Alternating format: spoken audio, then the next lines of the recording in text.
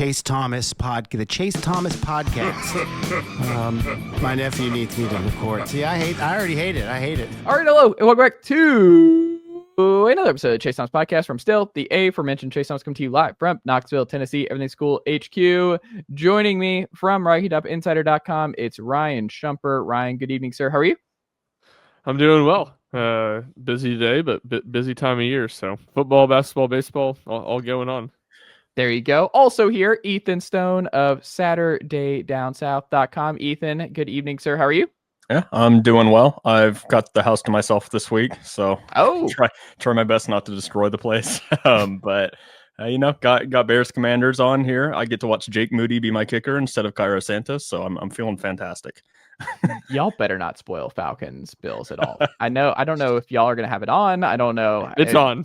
Okay. Well, no reactions while that's happening. Shumpert, you have to something big just happened, and I didn't spoil it. So well, now I know something big happens. Like someone early on. Something big is going to happen in a football game. Yeah, what are you talking about?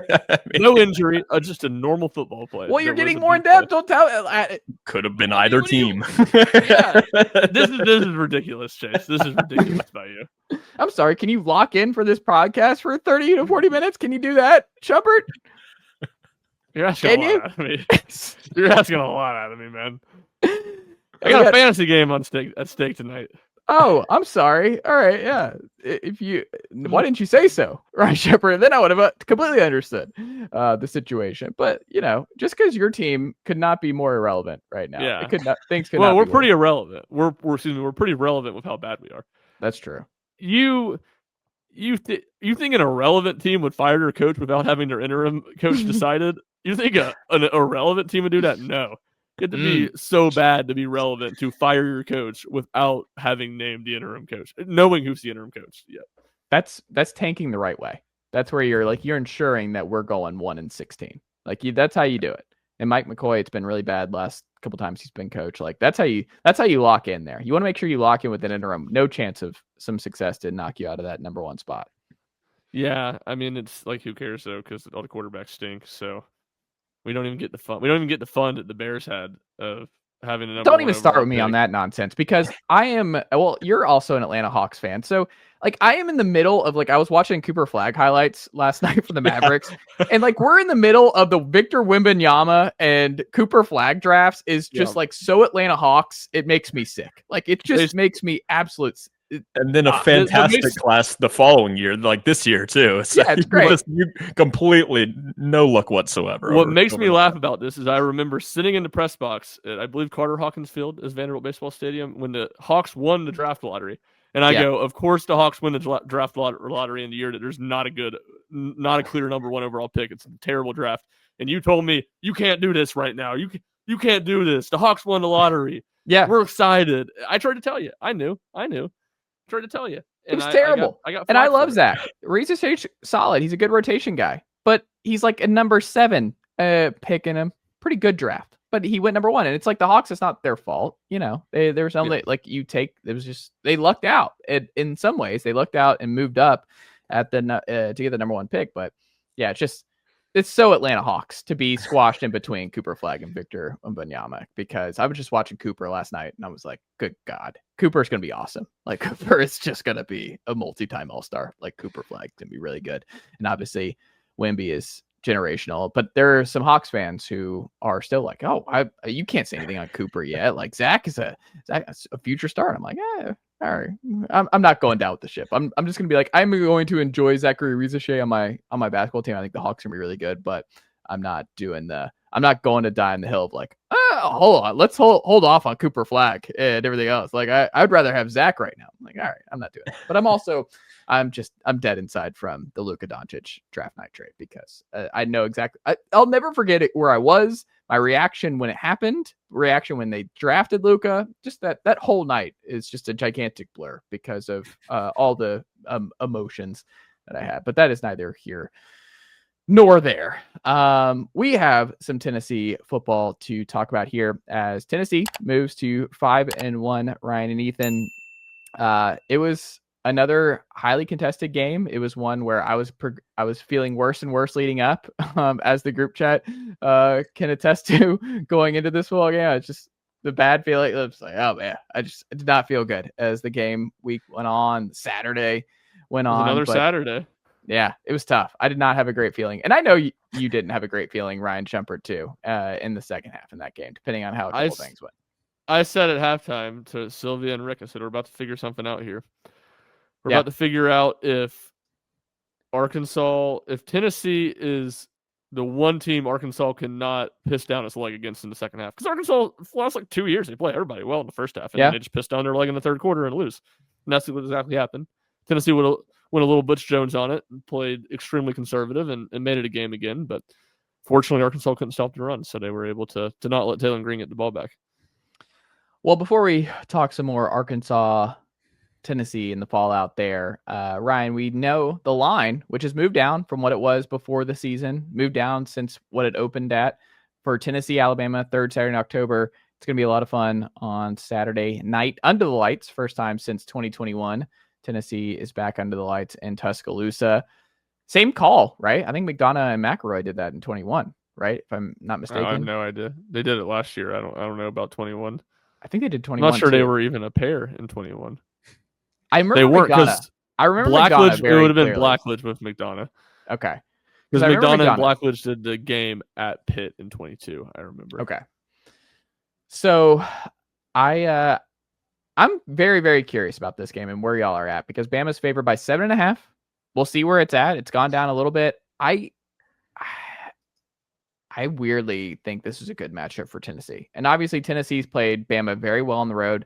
Both times they've gone Tuscaloosa under Heupel. 2 years ago, they should have won outright. I haven't covered the spread in either of those games. But... Well, hold on. But again, it's kind of like the Auburn-Georgia game this Saturday, where Auburn, I think, wins that game if you get in and you're up 17-0 going into the half. Like, I don't think Georgia has the same amount of just like, we can come back and do this. It's 3 scores. Like, that's just a different mindset. Tennessee was close to being up 3 scores going into the half 2 years ago, where they had to settle for some field goals, and they were only up 2 scores going into the half. And then Bama, 2 plays. Scored on the last play of the half, too. So it's... Yeah, but what I'm saying is, like, they were close to being up 3 scores. Like, they were putting it on. They put a lot of pressure on Alabama in the first half in 23. Like, a lot was working for Tennessee. And I think for this game in particular, too, Tennessee's going to have to start strong. Like, they are going to have to start strong in Tuscaloosa. Like, we'll know early on if Tennessee has a chance. But if Aguilar has the kind of first quarter he had against Georgia, that kind of thing, they get hot, put all the pressure on Alabama, I think they have a good shot. But if it's like close or Tennessee's only like up 3 points or something at the half, I don't feel good about Tennessee's chances to upset Bama in Tuscaloosa. But we'll talk more about that as the week goes on. I know y'all are right about it more as well. But Ryan, does that line feel right to you? And do you think Tennessee's got a good shot of potentially stealing one in Tuscaloosa on Saturday?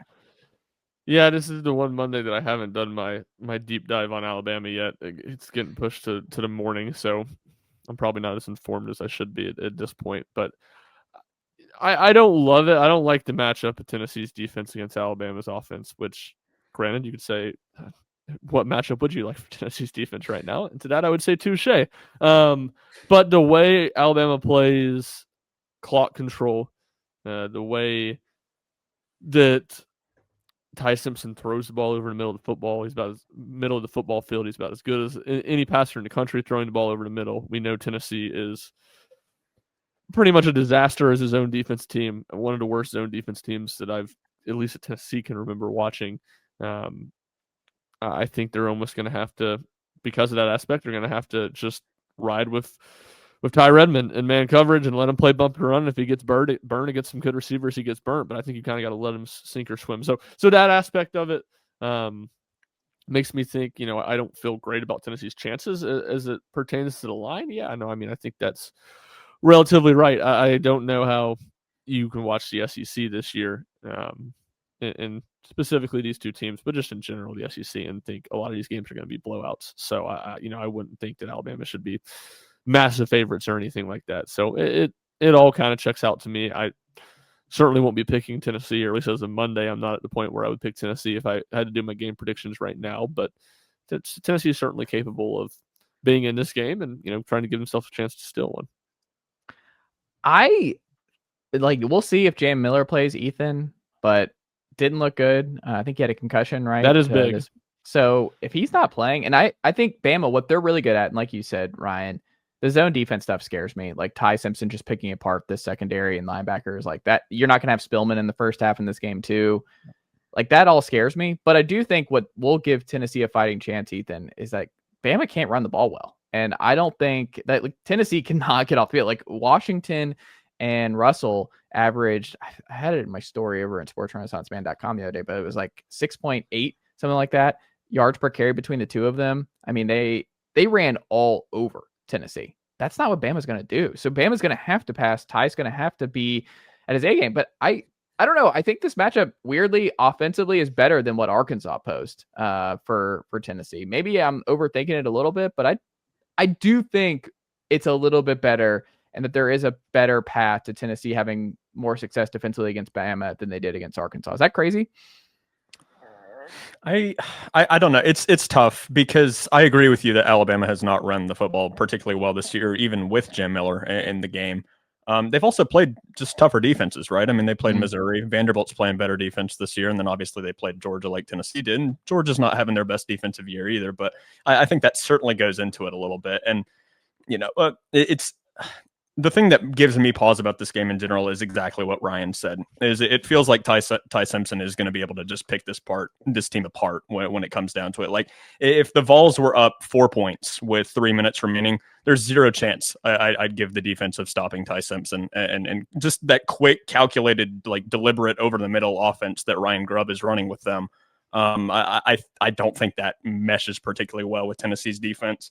But I do agree that I think up front, and I think the biggest part of the game really is can Tennessee pressure Simpson? Because at the same time, Simpson and the Alabama offensive line, they've given up a lot of sacks. I think it's fifth most in the SEC at this point. So if the Vols can get to, and they've done that well this season. I mean, Tennessee, I believe, is number one in sacks, maybe in the nation. I know in the SEC.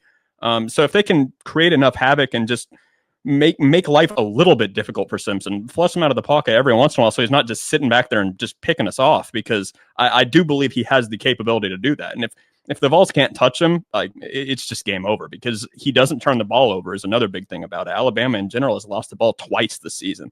And like that's just Tennessee's defense obviously is a good, I guess comparison against that, because they've also turned the ball over a lot, and that's kind of their calling card is making big plays. But when it comes down to it, they're going to give up a lot of yards, I think, in this one. So the way Tennessee needs to win this one is, I think, very similar to how they did it in 2022. It needs to be kind of a track meet, and Joey Aguilar needs to just play his head off like he did in the first half against Georgia, but just continue that into the second half. Like I feel like Tennessee doesn't win this game unless they score 40 points.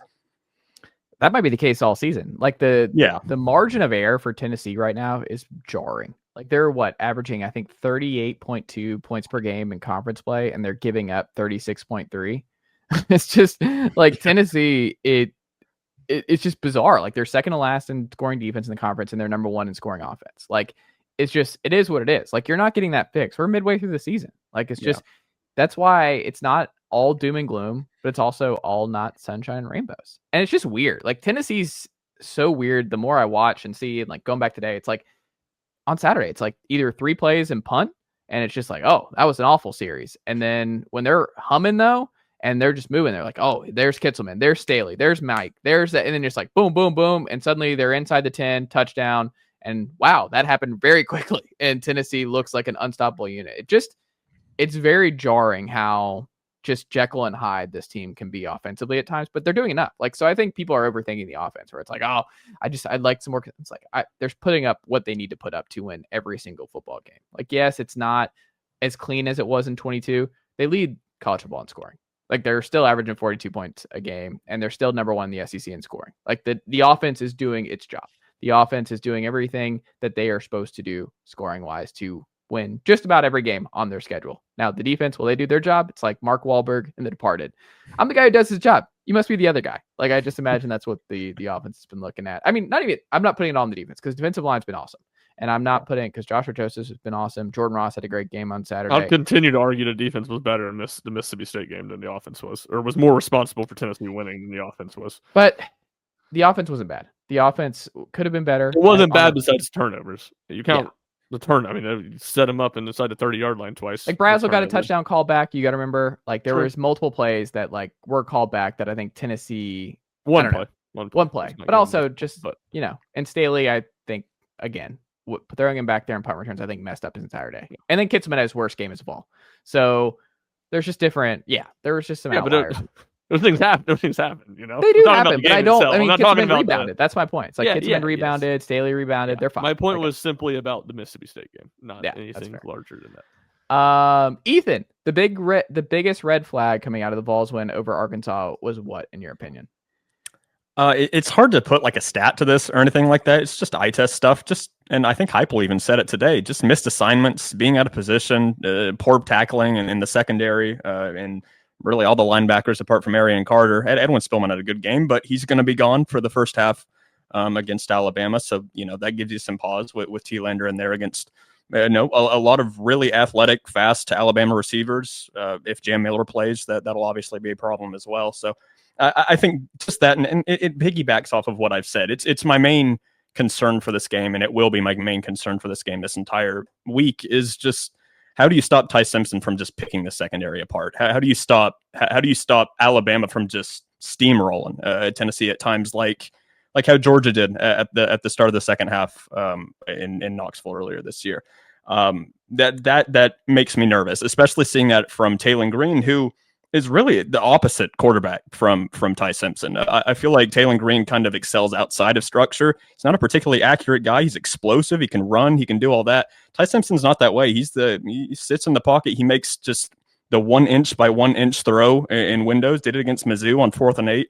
Very similar to how Gunnar Stockton did at the end of the game against Tennessee. Just a perfect throw when he had to make it. And he does that all the time. I mean, he's just been, surgical in that regard. So if Tennessee isn't locked in, if they're not in their assignments, if they keep doing that, and I see no reason to believe why it's just going to fix itself overnight, like that's a major problem for this week. And if it doesn't get fixed, I mean, Alabama's going to score 40 points. It's just, can the Vols keep up?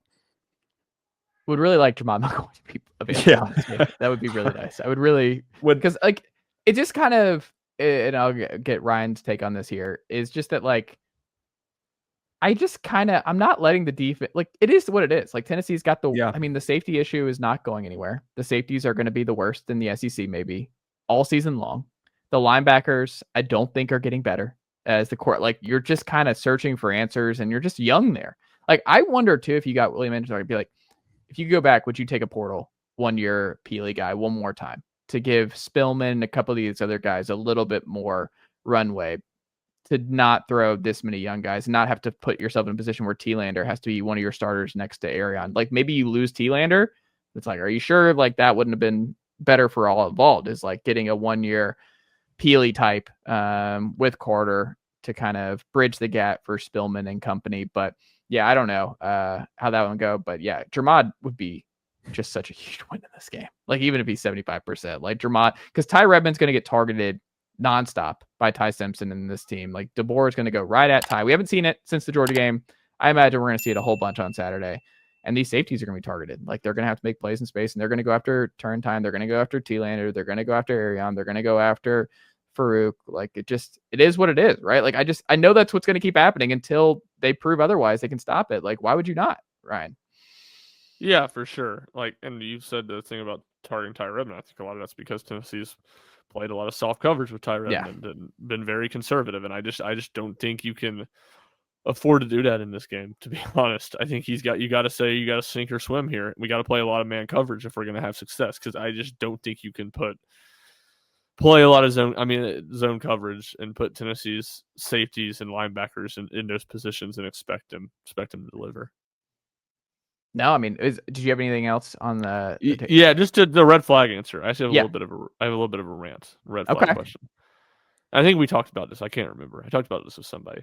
Okay. My red flag is the game was on October 11th. Trying to do some quick subtraction. The game was on October 11th, and Josh Heupel's still coaching like he's got last year's team. It's inexcusable. In fact, he's coaching so conservative. He is not coaching like he needs to outscore teams, which is how he coached in 21 and 22. And Tennessee's offense probably isn't as good as it was in 22. I think it is every bit as good as it was in 21. This defense is maybe a little bit better than those years, but not just drastically better. So I don't get why and I will say the special teams is not helping him out. I feel like every time he punts in one of these spots, the punt goes into the end zone and it's 20 yards. But twice on Saturday, Tennessee punted in 4-down potential 4-down territory, and it took Arkansas exactly one play each time to get to the yard line they would have been at if Tennessee had turned the ball over on downs. It's like, what are you doing? What are you doing here? You got to play to outscore teams with this roster and the way this team is. And Georgia, he did not do that. And to me, I have an element of like, I could live with that because that was the third game of the year and you didn't really know what you had at that point, and you still trusted your defense more. So that's okay. I understood the logic.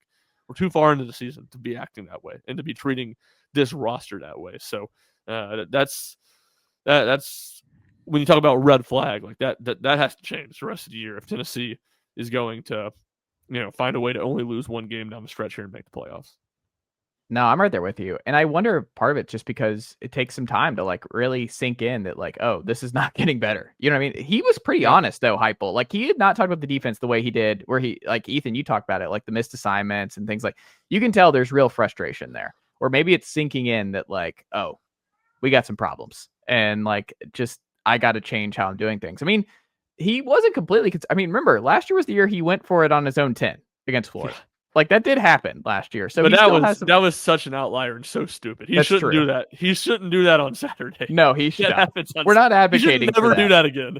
But like it was one of those where we're all like y'all are in the press box, Ethan and I at home. Like we all knew when Tennessee punted in the fourth quarter there, they're like, oh, this is dumb. Like we all collectively were like, why are you putting your faith in the defense who just cannot get a stop to say that we all felt that Arkansas was going to go right back down the field. Like, yeah, it was 4th and 6, but I don't know, man. Like, I wonder if maybe, because I think it was Matt Dixon from Tony Basilio's show on, I think he was talking about over the weekend of like, maybe it's something about like not trusting Joey Aguilar. Like, what if the staff doesn't trust Joey 100% like they did Hendon in 21 and 22? That like, I don't know. Maybe that's part of the reason you're not as aggressive is that you're still kind of keeping the gunslinger kind of like, hey, like, let's not let him throw the game away. Like on 4th and 6, trying to make a play where he just throws something over the middle and they take it back to the, you know what I mean? Like, I wonder if, it's interesting. Like, I wonder if that's part of it.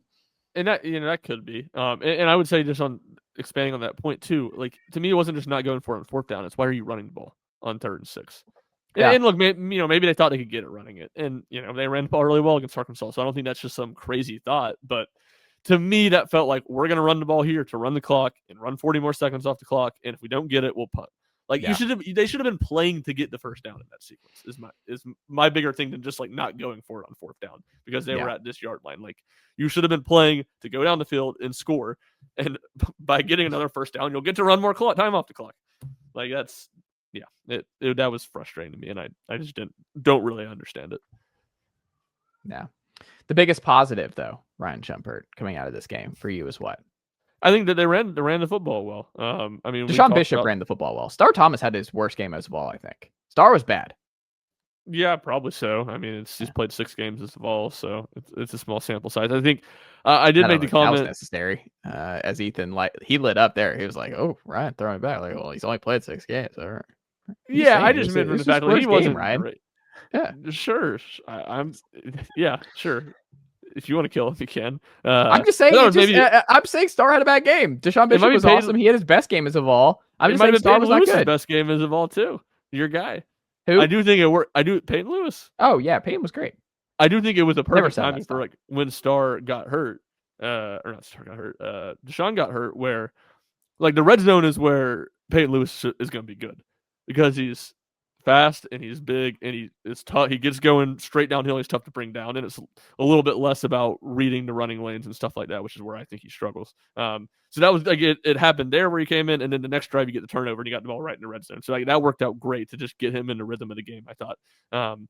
But yeah, I can't. I guess it was 2 weeks ago or maybe last week on here. But at some point we talked about Tennessee's not run the ball well in their 2 SEC games. How big of a concern is that? And Arkansas's got a bad run defense, and I do think where Mississippi State loaded the box a lot to make Tennessee beat them through the air. I thought Arkansas played a lot of two deep safety and didn't want to give up chunk plays through the air when it was able to live with Tennessee running the ball. So I definitely thought it was a good sign that Tennessee ran the football well. I thought that was of their 4 games, I guess, against Power 5 or Power 4 opponents. I thought that was pretty significantly their best running the ball. Yeah, I think Brent Hubbs of VolQuest made a good point about that in the Rocky Top Rewind of just that, like, I think Arkansas did kind of the same stuff they did defensively last year, and Tennessee did not have an answer last year. This year they had an answer for what they were throwing him, and Heupel and the staff deserve credit because the offense was great and they had answers to what Arkansas threw at them defensively, and they did not have that a year ago. And that's the difference in winning and losing in these kind of 50-50 games. Yeah, absolutely. I think that was, and Heupel, you rarely get a ton of transparency from Heupel, but you saw that transparency both last week before the game and then after the game too, of just being like, I don't really know what to expect from what they're going to throw at us defensively. And, he said he thought that had a little bit to do with some of the missed run assignments early in the game where they just matched up some things wrong. But yeah, they do deserve a ton of credit for that. And yeah, I mean, just, I was critical of Heupel a minute ago for how he's handled some stuff in game this year. I still think, to me, the biggest question coming into the season, just long-term, short-term and long-term, was how does the offense look? Has it made adjustments to try to change how their opponents have been attacking them the last 2 years? And I think no matter how this season ends and how many games Tennessee wins, I feel a lot better about Josh Heupel, the offense coordinator, going forward than I did going into the year. Not that I felt terrible, but I just wanted to see him adapt, and he's done that. Yeah, I agree. Ethan, early stats to know with Tennessee versus Alabama. Do you have any here? And then what are the key stats that you think UT has to win to beat Alabama on Saturday? I think this is the case with every game, but especially so this time. Tennessee just has to win the turnover battle. I mean, just absolutely has to, especially on the road, and especially given kind of what I said earlier, that the Crimson Tide just don't turn the ball over. So I think that needs to change, for one, because it's kind of like what you said. I think there's a little bit of Jekyll and Hyde to Tennessee's offense at times. I think more opportunities, especially given the fact that I think Alabama and Ty Simpson are going to be able to move the ball pretty well on Tennessee. And it goes both ways, right? Like Joey Aguilar, he needs to have a clean game. Like if he's turned the ball over 3 times, or if Tennessee in general turns the ball over 3 times, give Alabama even more opportunity to pick this defense apart. It's not a winning recipe, especially so against a team as fast, as athletic, and honestly just as well coached as Alabama is in big games. Specifically, Kalen DeBoer always brings it in games like this. I don't expect this to be the time when Alabama has one of those, like Oklahoma last year, for example, where they just put up 3 points and can't do anything. I don't think that's going to be what this is. This is obviously a very important game for SEC championship, for college football playoff, especially so for Tennessee, and I think DeBoer knows that. So it's going to be a massive environment, and I think I trust Aguilar, like, in just his confidence not to turn the ball over himself. It's just Tennessee's defense at times has been absolutely reliant. In the third quarter against Arkansas, it showed that, just reliant on turning the ball over. I think if the Vols pass rush, if Jordan Ross and Joshua Josephs and just the entire David Hobbs, if they don't get to Green the way they did, if they don't force those turnovers, I don't think Tennessee wins that game, to be totally honest. And I think that's going to just be compounded against Alabama, against a team that's bigger, better, faster, stronger, whatever adjective. And also, I think, go ahead, Ryan. I was going to say, to Ethan, to your point, I think that's one of the big questions I left Saturday with, is like, for all Tennessee's bad on defense this year, I think they've been okay because they forced a lot of turnovers. How sustainable is that long term, to me, is a big question. And specifically Saturday, if there's ever a time that it doesn't seem super sustainable, it's Saturday against an Alabama team who will be at home and doesn't turn the ball over much. I just don't love Alabama's right hand side of the line. Like Proctor's obviously they couldn't block on Saturday. They can't. Like I'm not ready to just say outright Tennessee's winning this game, but I do think there are matchups that I like, and that is one of them that I think Tennessee could pulverize some of Alabama's offensive line here, and then anything can happen. If Tennessee controls Alabama's offensive line throughout, like, Tennessee's absolutely got a shot at winning this football game. Yeah, no doubt. I think that goes into, not just rushing the passer. Obviously, in the run game, you got to be able to control it there too. But yeah, for sure. Because, I mean, Tennessee's offensive line is good enough that I don't think they're going to get dominated in this game either. So, I've probably said it on here before. Football is a complicated game, but the end of the day, it's a pretty simple game. The team that's better on the line of scrimmage and has the better quarterback or the quarterback that plays better is going to win the vast majority of the time. So there's no doubt about that. And yeah, I mean, it's the thing. Tennessee, it goes back to the turnover thing because they've been responsible for so many turnovers that Tennessee's defense is pretty bad, but they got an elite pass rush. So that's something they can hang their hat on. And that's something that, like, fans, like, I understand you're frustrated with the safeties and the secondary sometimes, but like, you got to give your kudos to, like, enjoy what Tennessee's defensive line's doing right now. Like, Jordan Ross just wrecking havoc and then just getting the ball, not realizing he forced the fumble and then just picking it up. Like, I'm a big Jordan Ross guy. I was big on Ross coming in from Vestavia Hills, but like, you just have so many dudes across the defensive line, and getting David Hobbs back was awesome. His sack, and like, he's such a difference maker in the interior too, that like, look, man, I understand that there's a lot that I would like to fix when it comes to this Tennessee defense right now. But like, I think until they prove otherwise, like, I think the sacks are sustainable. We know the TFLs are sustainable every year under Tim Banks and company.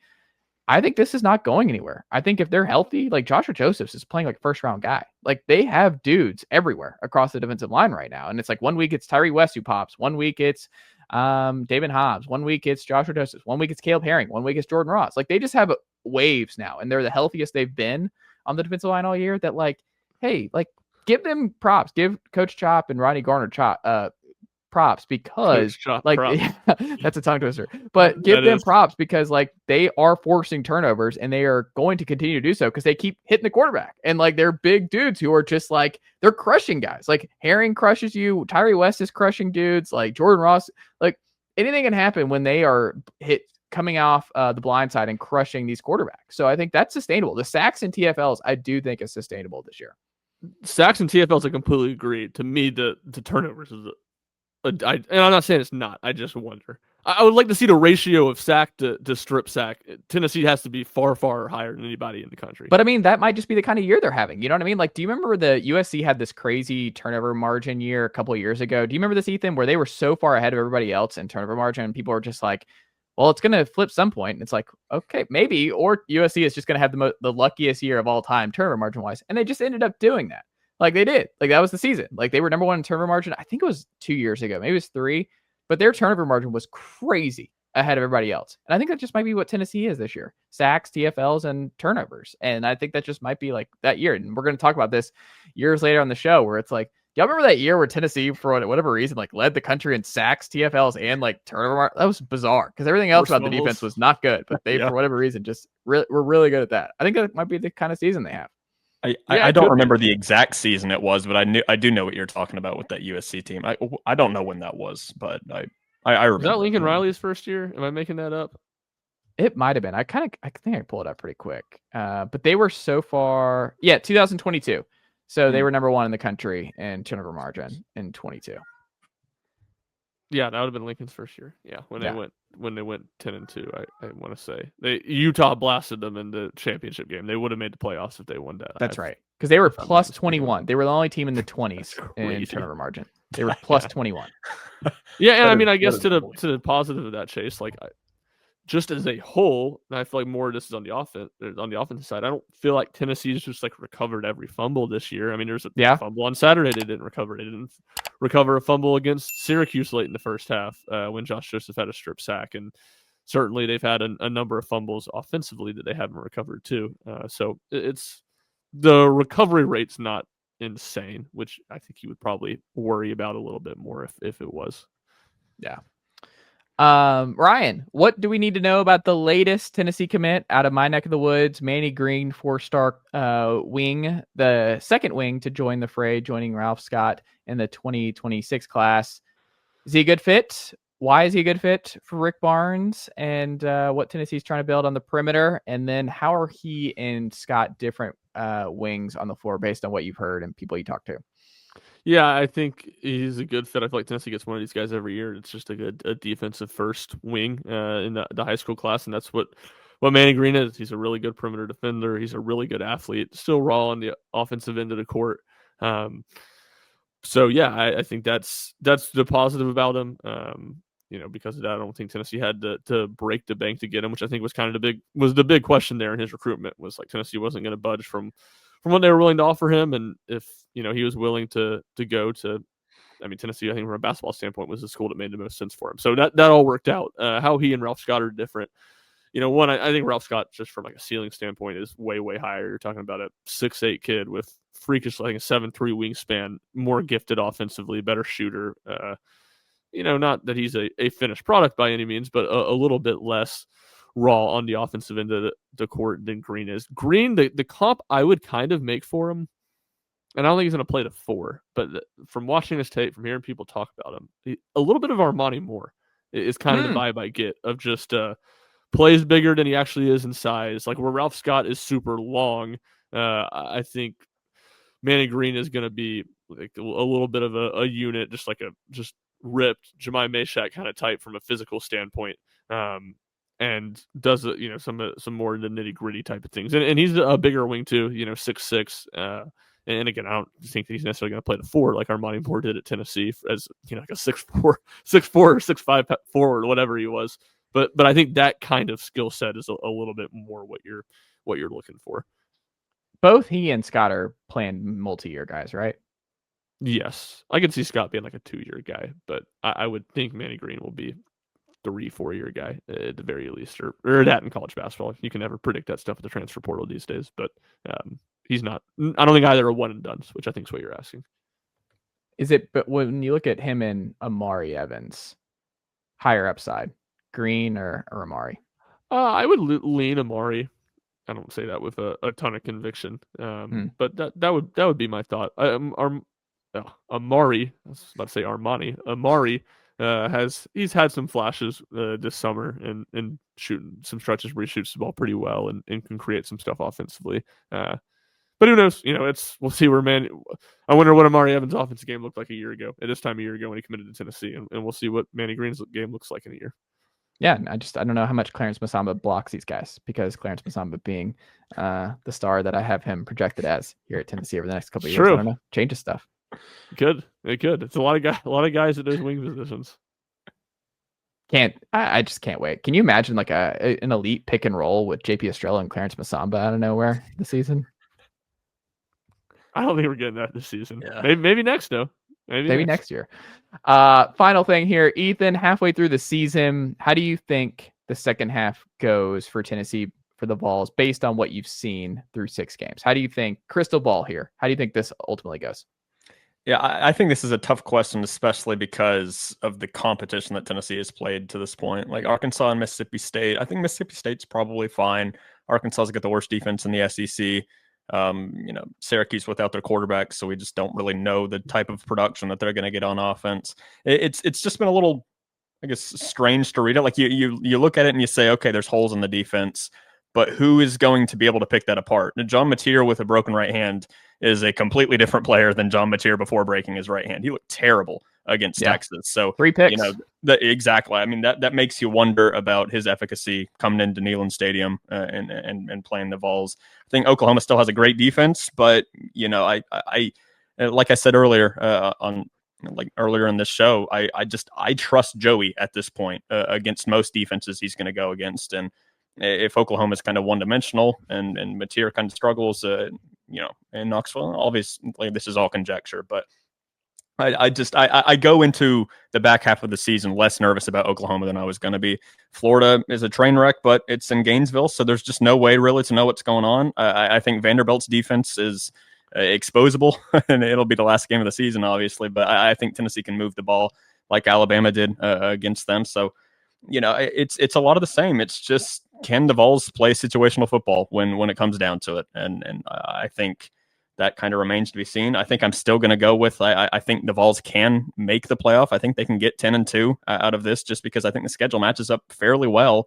It's just, it's those 3 games. It's Oklahoma, Florida, and Vanderbilt. Are you going to be able to play situational football? Is Tennessee going to be able to get this high level of offense that they've got in the first half of the season? And can any way, shape, or form they improve on the defensive end, especially at the safety and linebacker position? They got to stay healthy too. Like there was some bad injury luck here on Saturday. It freaked me out a little bit. Like obviously Joey was able to get back up, but you had Deshaun Bishop, who that looked bad in real time. You're like, oh no. Cause I think Tennessee's in a lot of trouble if they had lost Deshaun Bishop long-term. Like Bishop is just, he is such a patient runner. I love watching him move. Like, he's just a running back. You know what I mean? Like, you could just tell he has so many reps, and he ran the ball 1,600 times, I think, or no, maybe it was 3,700 times in his final season at Carnes. But he is like, he knows what he's doing. Like, he's just a professional. Like, Deshaun Bishop, he's so patient, and he just knows when to accelerate, when not to. And you just, like, it's just, he's a great running back. So I just enjoy watching Deshaun Bishop work here. So I'm glad that he's gonna, it seems like okay. And Staley too, where it's like you just don't have depth, especially at receiver right now. Like, Tennessee cannot afford. Backups are all hurt. Exactly. Like, that's what I'm saying. Like, we're talking about all this. I'm like, I feel pretty good, but I'm like, you were a Chris Brazzell injury away from like it getting very dicey in a hurry with this passing game. Like, I have no idea what that looks like. Brazzell needs to be in bubble wrap. I mean, he didn't have a big game obviously on Saturday, but like, he's just been unbelievable in wide receiver 1 in the draft next year. So I don't know. I also kind of wonder, like, the rotation in the offensive line. Like, they're rotating. I don't know how sustainable that is with Pendleton and Satterwhite, and then you have right tackle of Sanders and Perry. Like, I don't know how that's going to continue to work for Tennessee, but we'll see. But yeah, I mean, I don't know. Does Jermod come back? Like, if Jermod's back here at some point, that changes my feeling on certain games, like the Florida game. But do you get some luck? Like, Tennessee's going to need some luck, which is like, you need Napier fired potentially before then. And maybe some guys start shutting it down for the Florida game. And then it's like, all right, we get the Gainesville win because they did a Penn State and they just cleaned house. And they're like, all right, this is awful. We're packing it in, going, that's maybe your way of breaking that curse. Vanderbilt, how healthy is Vanderbilt coming into Neyland? If Pavia and company are healthy offensively, like, that's going to be a fight. Like, with where Tennessee is at defensively, that is going to be a fight. And that might be a play-in game for Tennessee in the CFP. And Vanderbilt would love nothing more. And Pavia and company would love nothing more than to knock Tennessee out of the playoff in that final week. Like, this is going to be the biggest Tennessee-Vanderbilt game in a really long time. There's no question. Like, there is going to be real juice to that game here in 2 months. But yeah, it's hard for me to forecast. I feel a lot better about Oklahoma, though, than I did a couple weeks ago.